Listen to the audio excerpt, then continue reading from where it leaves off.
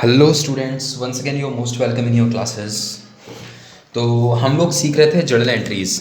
क्या सीख रहे थे सर? जर्नल एंट्रीज़ सीख रहे थे हम लोग। और हमने ना 2 एंट्रीज पास भी की थी। सबसे पहले अपन ने 2 एंट्री कौन सी की थी सर? जब भी बिजनेस स्टार्ट होता है तो बिजनेस में कैश या फिर कुछ और एसेट्स आती है, उसको हम लोग डेफिनेटली डेबिट करेंगे। उसको क्या करेंगे? डेबिट करेंगे सर। डेबिट करेंगे और टू कर देंगे कैपिटल अकाउंट से क्रेडिट। तो सुनना, सबसे पहले money started a business with cash. तो देखो, बिजनेस में आया कैश, और तो कैश अकाउंट हो जाएगा डेबिट, क्योंकि ये रियल अकाउंट है और ये बिजनेस में आ रहा है, तो इसको कर देंगे डेबिट। और टू कर देंगे कैपिटल अकाउंट को। टू किसको कर देंगे सर? टू कर देंगे कैपिटल अकाउंट को। तो हमने इसकी जर्नल एंट्री पास की थी। देखो ये रही। सबसे पहले हमने फर्स्ट जो हमारा ट्रांजैक्शन था, फर्स्ट ट्रांजैक्शन, उसके लिए एंट्री क्या पास की थी? कैश अकाउंट डेबिट हो गया और टू कैपिटल अकाउंट को क्रेडिट कर दिया था अपन ने। ठीक है सर। उसके बाद दूसरा क्या देखा था अपन ने? देखो, उसमें तो वो केवल कैश लेके आया था बिजनेस में। अब वो कैश के साथ साथ और भी चीज़ें लेके आ रहा है रियल अकाउंट की। देखो वो क्या ला रहा है? सबसे पहले वो ला रहा है सर कैश। देखो ये रहा, Ram started business with cash, machinery और फर्नीचर। तो देखो, जैसे कैश को डेबिट किया था उसी तरह से हम दूसरी चीज़ों को भी डेबिट कर देंगे, क्योंकि ये भी सारी रियल अकाउंट की है। Cash account debit, machinery account debit, furniture account debit, to capital account. और टू कैपिटल अकाउंट हो जाएगा टोटल अमाउंट से, क्योंकि ये पूरी की पूरी चीज़ें बिजनेस के ओनर ने दी है। और वो रिसीवर है कि गिवर है? सर वो गिवर है। तो गिवर है तो उसको कर देंगे क्रेडिट। उसका नाम नहीं लिखेंगे, कैपिटल अकाउंट से लिखेंगे उसको। क्लियर है बात यहाँ तक? ठीक है सर। आज आगे के ट्रांजेक्शन करते हैं। 10-15 ट्रांजेक्शन, 15-20 जितने भी होते हैं सॉरी। तो आज करते हैं आगे का ट्रांजेक्शन। अब सुनना आगे का ट्रांजेक्शन क्या है?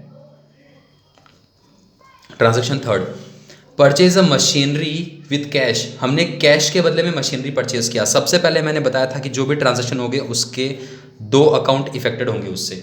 सबसे पहला देखो, मशीन परचेज कर रहे हैं। क्या सर बिजनेस में मशीन आएगी? बिजनेस में मशीन आएगी। तो एक अकाउंट तो हो गया मशीनरी अकाउंट, दूसरा हो गया कैश अकाउंट। सर ये कैश अकाउंट। मशीनरी कौन से नेचर का है? सर ये रियल नेचर का है। और कैश कौन से नेचर का है? सर ये भी रियल नेचर का है। बहुत ईजी है ये तो। मशीन परचेज करेंगे तो बिजनेस में आएगी, बिजनेस में आएगी, और कैश बिजनेस से जाएगा। रियल अकाउंट का रूल क्या होता है? Debit what's come into the business, credit what goes out from the business. जो चीज़ बिजनेस में आ रही है उसको डेबिट करो। तो सर मशीन आ रही है बिजनेस में, मशीन को कर देंगे डेबिट, और कैश जा रहा है, कैश को कर देंगे क्रेडिट। सर आपने चेक कैसे किया ये डेबिट होगा या क्रेडिट होगा? देखो, सबसे पहले हमें ये 2 चीज़ें फाइंड आउट करनी है कि कौन से 2 अकाउंट इफेक्ट हो रहे हैं। सर पहला पता चला मशीनरी अकाउंट, दूसरा पता चला कैश अकाउंट। अब ये चेक करो। अब हमें ये चेक करना है कि ये जो दोनों अकाउंट अपन ने फाइंड आउट किए हैं ये कौन से नेचर के हैं? रियल अकाउंट के, रियल नेचर के, पर्सनल नेचर के, या नॉमिनल नेचर के? तो हमें पता चला ये दोनों के दोनों रियल नेचर के हैं। दोनों के दोनों रियल नेचर के हैं। अब मशीन डेबिट होगा कि क्रेडिट होगा, इसके लिए अब हमें रूल को रिवाइज करना होगा। रूल कौन सा? रियल अकाउंट का रूल।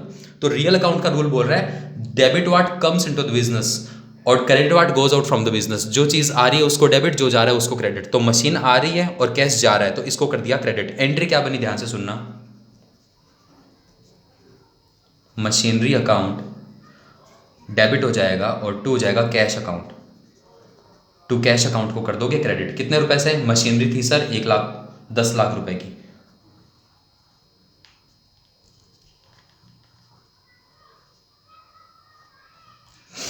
समझ में आई इतनी बात? आ जाओ नेक्स्ट, सेकंड, फोर्थ एंट्री देखते हैं। Purchase land and building. अब हम लैंड एंड बिल्डिंग परचेज कर रहे हैं। लैंड एंड बिल्डिंग परचेज करें, कुछ लिखा हुआ नहीं है, मतलब हमने डेफिनेटली कैश में परचेज किया है इसको। किस में परचेज किया? कैश में। कितने रुपए की? 50 लाख रुपए की। ध्यान से सुनना, जो भी ट्रांजेक्शन होंगे उसके उससे डेफिनेटली 2 अकाउंट इफेक्टेड होंगे। वो दोनों हमें फाइंड आउट करना है। पहला होगा लैंड एंड बिल्डिंग का, लैंड एंड बिल्डिंग पहला अकाउंट हो गया लैंड एंड बिल्डिंग। दूसरा होगा कैश का, क्योंकि पैसे जा रहे हैं बिजनेस से। अब ये देखो, ये कौन से नेचर का है? सर ये रियल नेचर का, और ये भी रियल नेचर का। अब देखो, रियल जो अकाउंट होगा उसका रूल क्या होगा? Debit what's come into the business, credit what goes out from the business. तो बताओ, लैंड एंड बिल्डिंग बिजनेस में आएगी कि बिजनेस से जाएगी? सर बिजनेस में आ रही है तो इसको कर देंगे डेबिट, और कैश बिजनेस से जाएगा, इसको कर देंगे क्रेडिट। बिल्कुल सेम जैसे अपन ने ऊपर वाला ट्रांजेक्शन पढ़ा था। देखो इसकी एंट्री पास करते हैं। एंट्री इसकी होगी, लैंड एंड बिल्डिंग को करेंगे डेबिट। तो एंट्री कैसे की जाती है? Land and building account debit करेंगे और टू करके लिखेंगे कैश अकाउंट। मैं दोबारा रिवाइज करवा रहा हूँ। जो डेबिट होगा उसको हम लोग क्लियरली उसके नाम से लिख देंगे लैंड एंड बिल्डिंग अकाउंट, और फिर थोड़ा सा स्पेस दे के लिखते हैं DR। अच्छा सर, ये डी आर का मतलब डेबिट है क्या? देखो, इस डी आर का पूरा मीनिंग होता है debit record. Debit record, debit record, इसको हम लोग शॉर्ट में लिख देते हैं डी आर। इस डी आर का मतलब डेबिट नहीं है, ठीक है। तो लैंड एंड बिल्डिंग अकाउंट को कर देंगे डी आर और टू कर देंगे कैश अकाउंट। अच्छा सर, ये क्रेडिट हुआ है क्या? बिल्कुल हाँ, ये क्रेडिट हुआ है। तो इसके सामने आपने क्रेडिट लिखा तो नहीं? इसके सामने मैंने क्रेडिट रिकॉर्ड नहीं लिखा क्योंकि इसके आगे मैंने टू लगा दिया है। ये जर्नल एंट्री का रूल होता है। क्लियर है? कितने रुपए का सर? सर 50 लाख रुपीज़ का। 50 लाख रुपीज़। क्लियर है? 4 एंट्री हो गई अपनी। आगे चलते हैं। अरे जर्नल एंट्री से इजी कोई दूसरी चीज़ है ही नहीं, बहुत ईजी है जर्नल एंट्री। आगे चलो। अब क्या हुआ? Purchase a furniture from Sharma furniture house in credit. ओहो ओहो, ध्यान से सुनना। कोई भी ट्रांजैक्शन होगा उसके डेफिनेटली दो अकाउंट इफेक्टेड होंगे। First one is purchase of furniture. Sir furniture आ रहा है बिजनेस में, फर्नीचर आ रहा है। और दूसरा फ्रॉम शर्मा फर्नीचर हाउस। क्या बदले में फर्नीचर जो मैंने परचेज किया, क्या मैंने बदले में कैश दिया है क्या? बिजनेस से पैसे नहीं जा रहे। तो क्या हो रहा है, हमने ये उधार में किया, तो इस सामने वाली पार्टी का नाम लिखो ना, शर्मा फर्नीचर हाउस। तो शर्मा फर्नीचर हाउस अकाउंट, एक होगा फर्नीचर अकाउंट, दूसरा होगा शर्मा फर्नीचर अकाउंट। अब ध्यान से सुनना, फर्नीचर है मेरा रियल नेचर का अकाउंट और शर्मा फर्नीचर है मेरे पर्सनल नेचर का अकाउंट। ये कौन सा अकाउंट? मेरा पर्सनल नेचर का है। देखो, अगर मैं फर्नीचर में रियल अकाउंट की बात करूं तो रियल अकाउंट बोलता है कि जो चीज़ बिजनेस में आ रही है उसको डेबिट करो और जो चीज़ बिजनेस से जा रही है उसको क्रेडिट करो। तो बताओ फर्नीचर बिजनेस में आ रहा है कि जा रहा है? सर आ रहा है। आ रहा है तो डेबिट करेंगे ना, क्रेडिट नहीं करेंगे। क्लियर है? तो फर्नीचर हो जाएगा डेबिट। अगर फर्नीचर डेबिट होगा तो डेफिनेटली ये जो दूसरा अकाउंट है वो क्रेडिट होना ही होना है। दूसरा अकाउंट है वो क्रेडिट होना ही होना है। लेकिन फिर भी मैं ये समझा देता हूँ। देखो, शर्मा फर्नीचर अकाउंट है पर्सनल नेचर का, और पर्सनल नेचर का रूल क्या बोलता है? Debit the receiver and credit the giver. इसके लिए मैंने आपको एक चीज़ समझाई थी। मान लो ये बिजनेस है और ये है अदर पार्टी। अदर पार्टी, हमें हमेशा पर्सनल नेचर में दूसरे बिजनेस, ये जो दूसरी पार्टी है हमेशा इसे देखना है, अदर पार्टी को देखना है। ये रिसीवर है कि गिवर है? अदर पार्टी से हमने फर्नीचर परचेज किया है, फर्नीचर परचेज किया। तो बताओ ये रिसीवर है या गिवर है? सर इसने हमें फर्नीचर दिया है, ये गिवर है, गिवर। ये कौन है? ये गिवर है, GIVER। ये कौन है? ये गिवर है। तो अगर ये गिवर है तो according to that rule debit the receiver credit the giver, तो ये हो जाएगा क्रेडिट है। तो मैंने वो पहले ही लिख दिया कि सर ये क्रेडिट होगा। बिल्कुल सही, एंट्री पास करते हैं। Furniture account debit to Sharma furniture house account. कितने रुपए से है सर? फर्नीचर है अपना 55,000 रुपीज़ का। थोड़ा सा स्पेस देके यहाँ लिखते हैं 55,000। क्लियर है? ये हमारी एंट्री भी हो गई।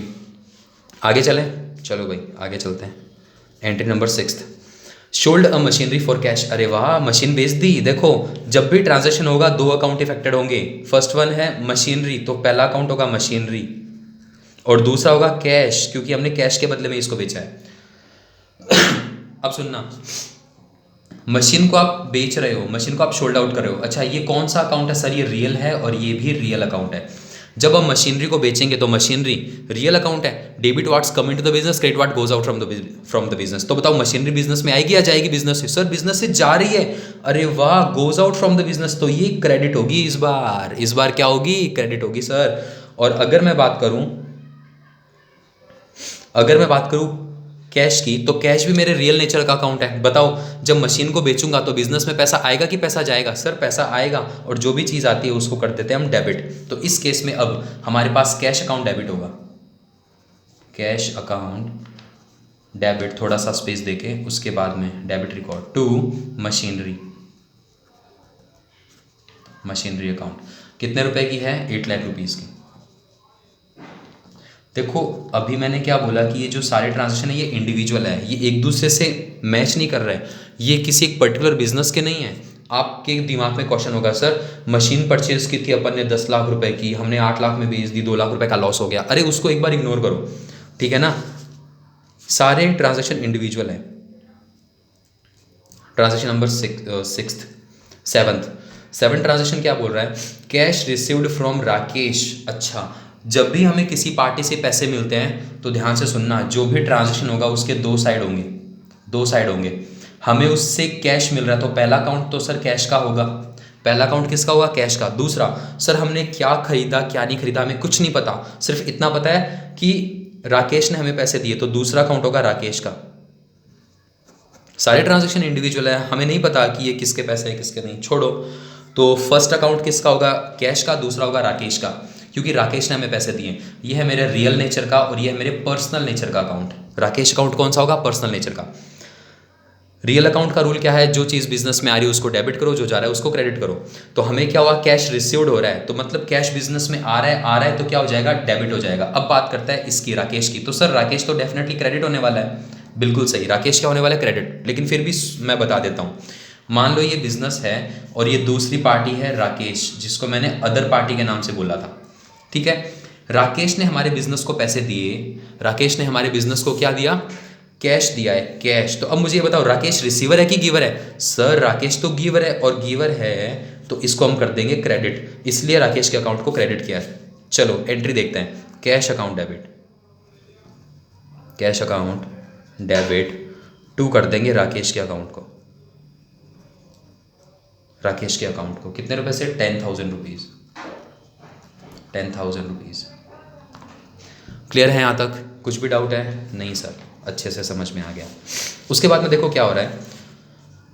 Entry number 8, cash paid to Mohan. अरे वाह भाई, जो भी ट्रांजैक्शन होगा उससे दो अकाउंट इफेक्टेड होंगे। पहला है कैश का अकाउंट, क्योंकि हमने कैश पेड किया, और दूसरा है मोहन का अकाउंट, मोहन का अकाउंट, ठीक है। कैश पेड टू मोहन, तो पहला होगा कैश का अकाउंट, दूसरा होगा मोहन का अकाउंट। अब सुनना, ये है मेरे रियल नेचर का और ये है मेरा पर्सनल नेचर का। देखो कैश पेड, जब भी हम कैश पेड करेंगे, बताओ बिजनेस में आएगा या जाएगा? बिजनेस में आएगा या जाएगा? सर बिजनेस से जा रहा है और जो चीज़ जाती है उसको क्रेडिट करते हैं।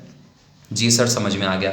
अब बात करते हैं मोहन की। तो देखो ये डेफिनेटली, अगर ये क्रेडिट हुआ तो ये डेफिनेटली डेबिट होगा कि नहीं होगा? डेफिनेटली डेबिट होगा कि नहीं होगा? सर बिल्कुल होगा। लेकिन फिर भी समझा देता हूँ मैं, ये बिजनेस है और ये है अदर पार्टी, क्योंकि मैंने हर बार बताया कि जब भी हम पर्सनल नेचर के अकाउंट के हिसाब से जर्नल एंट्रीज पास करेंगे तो हमें दूसरी पार्टी को ध्यान में रखना है। अब सुनना, हमने अदर पार्टी को कैश पेड किया, देखो ना, कैश पेड टू मोहन, हमने इसको कैश पेड किया है। तो अब मुझे ये बताओ, ये रिसीवर है कि गिवर है?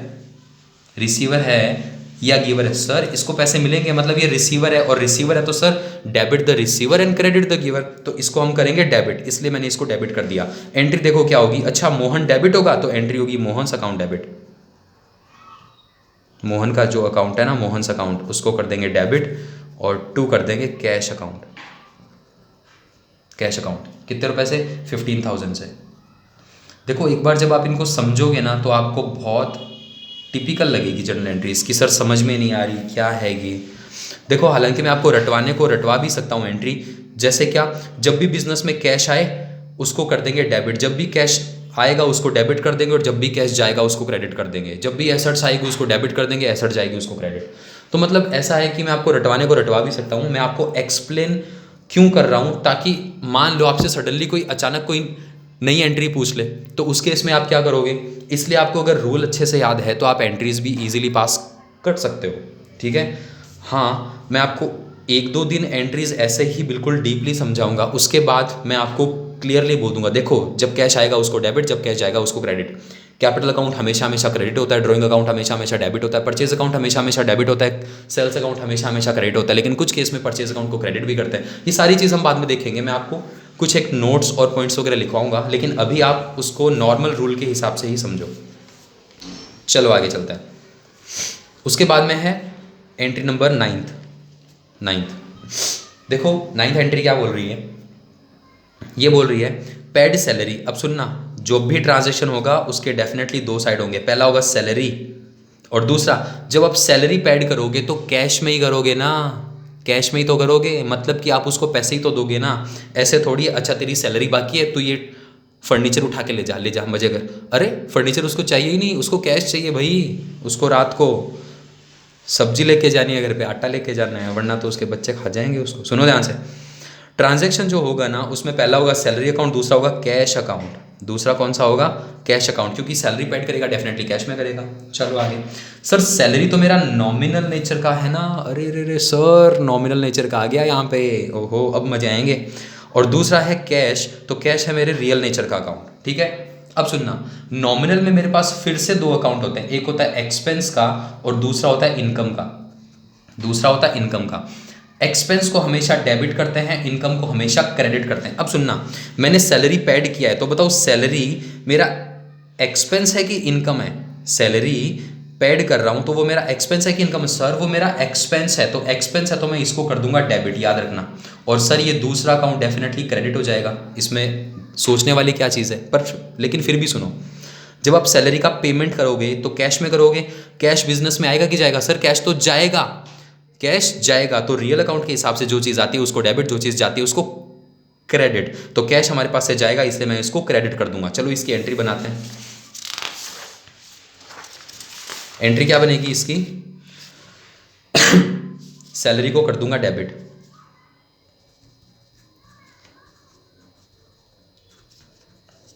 सैलरी अकाउंट को कर दूंगा मैं डेबिट, और टू कर दूंगा कैश अकाउंट, टू कर दूंगा कैश अकाउंट। कितने रुपए से? सर सैलरी थी 1,20,000 की,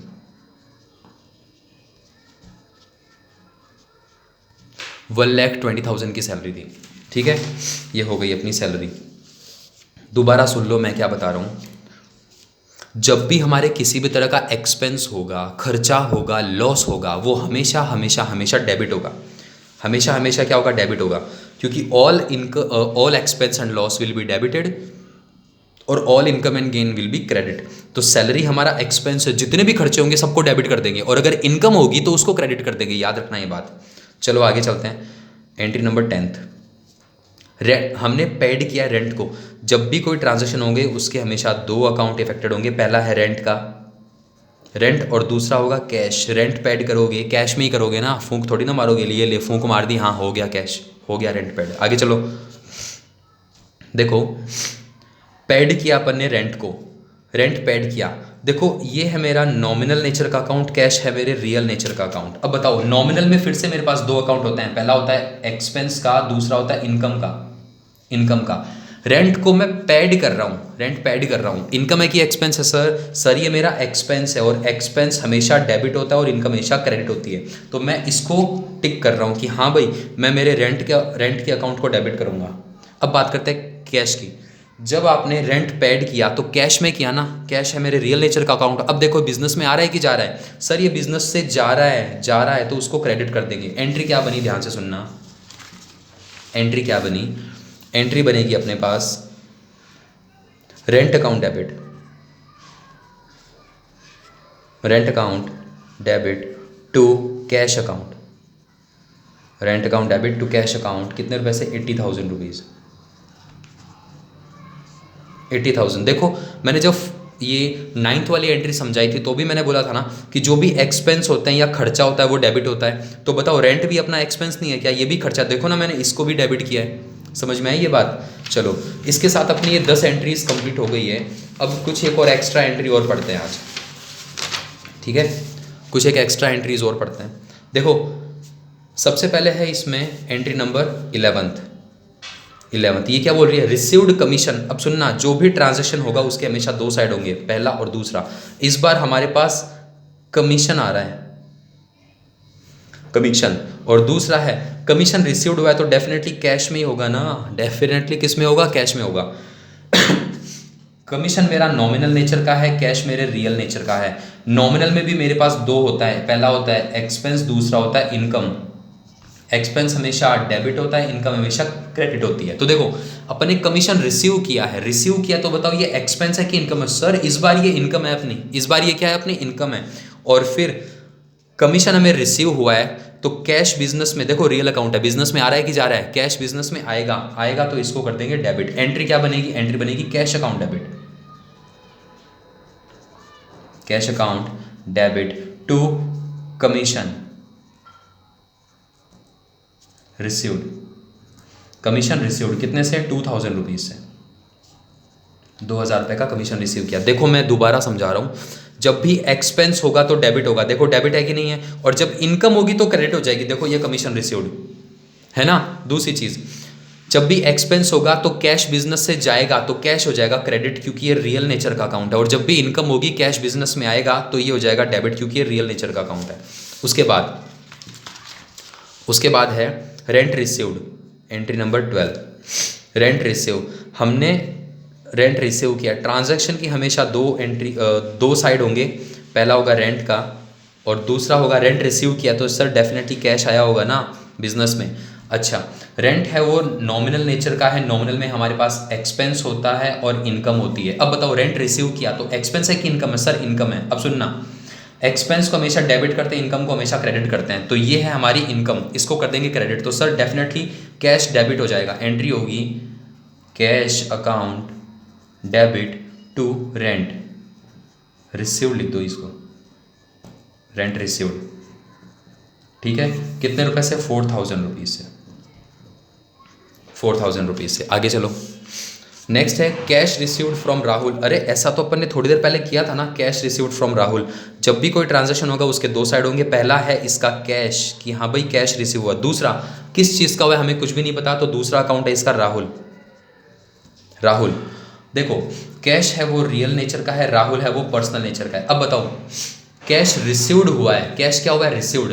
according to real account cash business में आ रहा है कि जा रहा है? सर हमें रिसीव हो रहा है तो डेफिनेटली बिजनेस में आ रहा है, और आ रहा है तो इसको डेबिट करेंगे। Debit what's come into the business, credit what goes out from the business. ठीक है, अब बात करते हैं राहुल की। देखो यह है हमारा बिजनेस और ये है अदर पार्टी।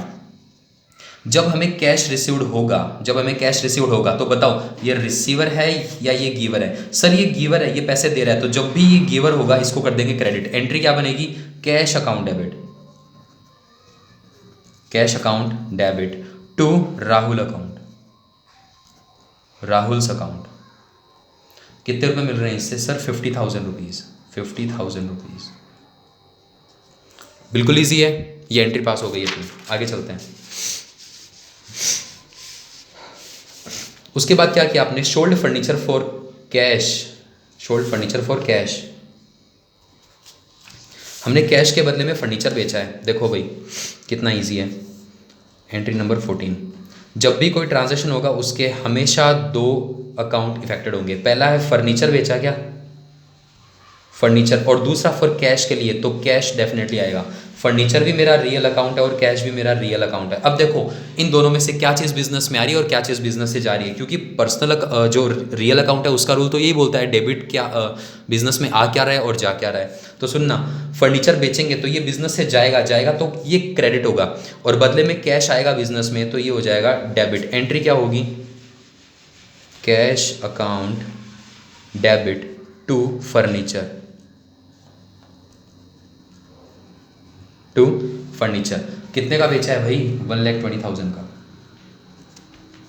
1,20,000 का बेच दिया। उसके बाद कैश पेड टू कार्तिक। अरे वाह, एंट्री नंबर 15। ऐसा भी अपन ने पहले पढ़ा था ना, जब भी कोई ट्रांजैक्शन होगा उसके दो साइड होंगे, पहला है कैश और दूसरा कार्तिक को पेड किया तो दूसरा अकाउंट होगा कार्तिक। दूसरा अकाउंट कौन सा होगा? कार्तिक। सुनना, कैश है वो रियल नेचर का है और कार्तिक है वो पर्सनल नेचर का है। हमने पेड किया है तो डेफिनेटली कैश जाएगा तो क्रेडिट हो जाएगा सर, जाएगा तो क्रेडिट। और अगर मैं कार्तिक की बात करूँ तो यह है मेरा बिजनेस और यह है अदर पार्टी। अब सुनना ध्यान से, हमने इसको पेड किया है, हमने इसको कैश पेड किया, तो बताओ ये रिसीवर है या गिवर है? क्योंकि पर्सनल नेचर में हमें यही चेक करना होता है, debit the receiver credit the giver. तो बताओ ये रिसीवर है कि नहीं है, तो इसको कर देंगे डेबिट। दूसरी चीज़, अगर आपको एक अकाउंट का पता चल जाए तो दूसरा डेफिनेटली क्रेडिट, एक अकाउंट का पता चल जाए तो दूसरा उसका अपोजिट ही होने वाला है। अब ध्यान से सुनना, Kartik account debit, account debit कर देंगे और टू कर देंगे कैश अकाउंट, टू कर देंगे कैश अकाउंट। कितने रुपए से? कार्तिक को पेड किया 60,000, 60,000। आगे चलो, 15 के बाद में 16वीं 16th entry. Paid insurance premium, insurance premium paid किया है मैंने क्या पेड किया? Insurance premium. ये एक तरह से अपना एक्सपेंस है, ये क्या है? एक्सपेंस है। ध्यान से सुनना, ट्रांजैक्शन हो रहा है, पहला अपन प्रीमियम पे कर रहे हैं, प्रीमियम पे कर रहे हैं, और दूसरा सर कैश में ही तो करेंगे ना। प्रीमियम है ये मेरा नॉमिनल नेचर का है और कैश है वो मेरे रियल नेचर का। अब देखो प्रीमियम पेड कर रहे हो, ध्यान से सुनना, या तो ये मेरी होगी एक्सपेंस या मेरा होगा इनकम, और एक्सपेंस हमेशा डेबिट होता है, इनकम हमेशा क्रेडिट होती है। अब बताना मुझे ध्यान से, प्रीमियम पेड किया तो एक्सपेंस है कि इनकम है? सर एक्सपेंस है, एक्सपेंस है तो डेबिट होगा, और अगर ये डेबिट होगा तो कैश हमेशा क्रेडिट होगा, क्योंकि हमने प्रीमियम पे किया है। कैश बिजनेस से आएगा कि जाएगा? सर कैश बिजनेस से जाएगा, जाएगा तो ये हो जाएगा क्रेडिट। एंट्री होगी insurance premium account debit, insurance premium account debit to cash account, to cash account. कितने रुपए का इंश्योरेंस प्रीमियम पेड किया? सर 15,000 रुपीज़ का इंश्योरेंस प्रीमियम पेड किया है, 15,000 रुपीज़ का। आगे आओ 17th एंट्री, देखो ये क्या बोल रहा है, ये लास्ट एंट्री है, ठीक है। उसके बाद जो बचेगी वो हम लोग नेक्स्ट क्लास में देखेंगे। Cash withdraw by the owner for personal use. अरे बिजनेस का ओनर बिजनेस से कैश विड्रॉ कर रहा है, तो उसके लिए मैंने बताया था कि इसको हम बोलते हैं ड्रॉइंग्स, उसको हम बोलते हैं ड्रॉइंग्स। और दूसरा बिजनेस से उसने विड्रॉ क्या किया? कैश विड्रॉ किया है। देखो ड्रॉइंग का अकाउंट हमेशा हमेशा डेबिट होता है, याद रख लेना। एक चीज़ बता दूं मैं, एक वर्ड होता है कैपिटल, कैपिटल हमेशा हमेशा क्रेडिट होती है, और ड्रॉइंग्स हमेशा हमेशा डेबिट होता है। अच्छा कैपिटल होती क्या है और ड्रॉइंग क्या होती है, ये मैंने मेरे प्रीवियस लेक्चर में बिल्कुल अच्छे से डिस्कस किया है, ध्यान से सुन लेना। कैपिटल हमेशा क्रेडिट होगी और ड्रॉइंग्स हमेशा डेबिट होगा। कैपिटल हमेशा क्रेडिट, देखो कैपिटल किससे स्टार्ट हो रहा है? सी से, और क्रेडिट भी किससे स्टार्ट होता है? सी से। ड्रॉइंग स्टार्ट होता है डी से, और डी आर ये भी स्टार्ट होता है डी से। तो आपको अच्छे से याद रह जाएगा, कैपिटल का बैलेंस हमेशा क्रेडिट होता है, ड्रॉइंग का बैलेंस हमेशा डेबिट होता है, ठीक है। तो हमें पता चल गया ड्रॉइंग का बैलेंस हमेशा डेबिट है, तो कैश डेफिनेटली क्रेडिट होगी होगी कि नहीं होगी? बिल्कुल सर।